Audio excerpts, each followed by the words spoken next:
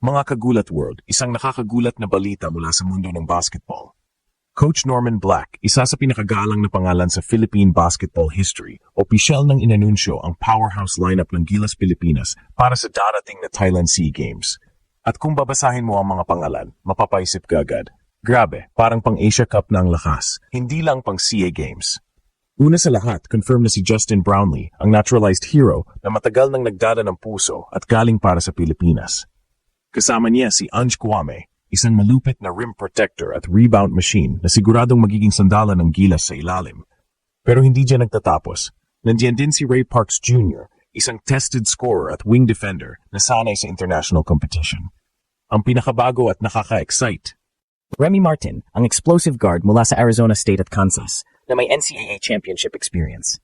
Ibig sabihin, dadalhin niya sa Gilas ang bilis, tapang, at winning mentality na galing mismo sa pinakamataas na antas ng college basketball sa Amerika.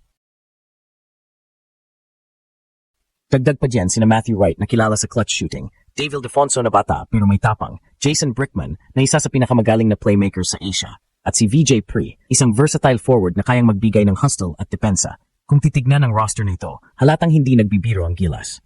Alam ni Coach Norman na hindi pwedeng maging kampante sa SEA Games, lalo't lahat ng bansa ngayon ay naghahanda at gustong pabagsakin ang reigning champs. Ang lineup na ito ay kombinasyon ng experience, youth at firepower, isang perfect balance na siguradong tatakot sa kahit sinong makakatapat. At para sa mga fans, ito ang klase ng balitang nakaka-hype. Dahil hindi lang basta pagdepensa ng gold medal ang misyon dito, kundi pagpapakita rin ng puwersa at panibagong sistema ni Coach Norman. Parang sinasabi ng Gilas, handa kaming ipakita na kahit anong mangyari, kami pa rin ang hari ng SEA Games basketball. Mga kagulat word, kung ganito kalalim at kabigat ang lineup, sino pa ang makakupas sa Gilas? Ang tanong na lang, gaano kalupit ang magiging performance nila sa Thailand at kaya ba nilang dominahin ang bawat laro mula simula hanggang dulo?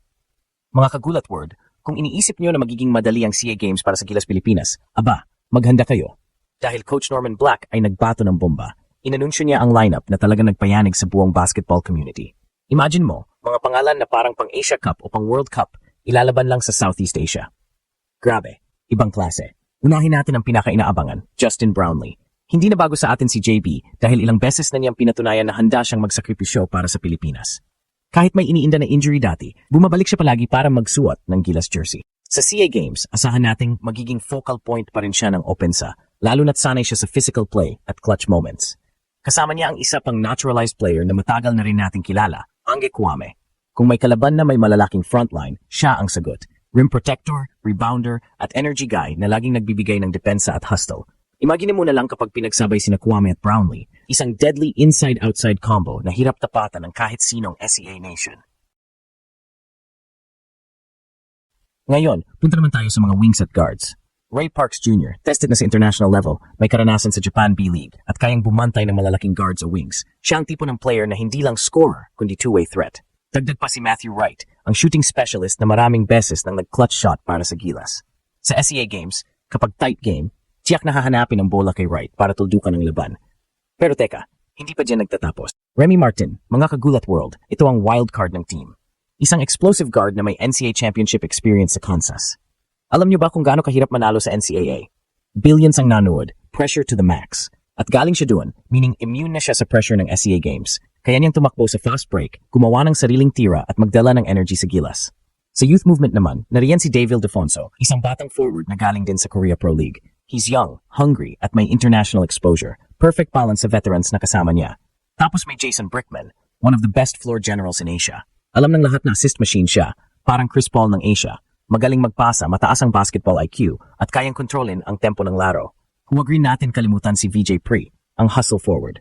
Hindi man siya flashy, pero siya yung tipong gagawa ng dirty work para sa team, rebounds, depensa, hustle plays. Siya ang X-factor na madalas hindi mapapansin pero sobrang halaga sa sistema ni Coach Norman. Kaya kung titignan mo, itong Gilas lineup ay hindi lang basta pampuno. Lahat may role, lahat may mayaambag, at lahat kayang mag-step up sa oras ng pangangailangan.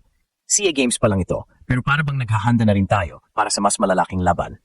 Mga kagulat world, matapos ilatag ang napakabigat na lineup ng Gilas Pilipinas para sa SEA Games, ang tanong ngayon, sino pa ba ang makakapalag? Sa totoo lang, parang mismatch agad ito para sa ibang bansa. Pero syempre, hindi pa rin natin pwedeng maliitin ang mga kapitbahay natin sa Southeast Asia. Unahin natin ang Thailand, ang host country. May advantage sila sa home crowd at natural na masarap sa kanila ang momentum. May ilan silang foreign players at naturalized import din na pwedeng magbigay ng problema sa depensa ng Gilas. Pero ang tanong, kaya ba nilang sabayan ang firepower ng Brownlee, Wright at Parks? Kung fast-paced game ang labanan, baka may chance sila. Pero kung systematic basketball ang laban, mukhang dehado pa rin sila sa talent at depth. Pangalawa, ang Indonesia na hindi pwedeng baliwalain. Tandaan natin, sila ang nagbigay ng gulat noong 2022 SEA Games nang talunin nila ang Gilas. May mga shooters sila, matitibay na guards at hindi natatakot sa physical play. Kaya siguradong gigil sila ngayong bumawi ang Pilipinas. Pero dito papasok ang kagandahan ng lineup ni Coach Norman. Hindi lang ito panay offense, kundi puno rin ng defensive stoppers. Parks, Kwame at Pre can lock down their best scorers anytime. Pangatlo, Vietnam at Malaysia, mga bansang patuloy na umaangat ang basketball programs nila. Ang Vietnam ay nagsisimula ng mag-develop ng mga malalaking manlalaro, habang ang Malaysia ay laging may bilis at shooting. Hindi sila basta-basta, pero realistically, mahihirapan silang makipagsabayan sa star power ng Pilipinas. Kung ang bench players nga ng Gilas ay may PBA at B-League experience, mahihirapan talagang pantayan ang depth nito. Ngayon, balik tayo sa ating lineup. Jason Brickman at Remy Martin ang posibleng pinakamalaking advantage ng Gilas laban sa SEA opponents. Brickman's playmaking at Remy's explosiveness ay parang dalawang magkaibang sandata. Kontrolado ang tempo kapag kailangan at biglang sabog ng energy kapag kinakailangan ng run.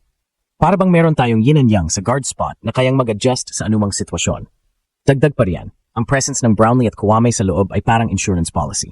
Kung sakaling hindi pumasok ang outside shots, may dalawang veterano na kayang umatake sa post, umipon ng fouls at magdomina sa boards. Tapos kapag nag-stretch ang depensa, bubuka naman para sa shooters tulad ni Matthew Wright at David Defonso. Sa madaling salita, kahit anong estilo ang gamitin ng kalaban, running game, zone defense o physical matchup, handa ang Gilas na sumagot. At syempre, hindi rin natin pwedeng kalimutan ang experience factor ni Coach Norman Black. Sanay na sanay siya sa international competitions at kilala bilang disiplinadong coach na may malinaw na sistema. Hindi ito basta-basta all-star team lang. Ito ay isang koponan na may direksyon at balanse. Kaya kung tutuusin, mahirap talagang isipin na may makakapigil sa Gilas sa SEA Games. Pero ang hamon dito ay hindi lang basta panalo, kundi dominasyon.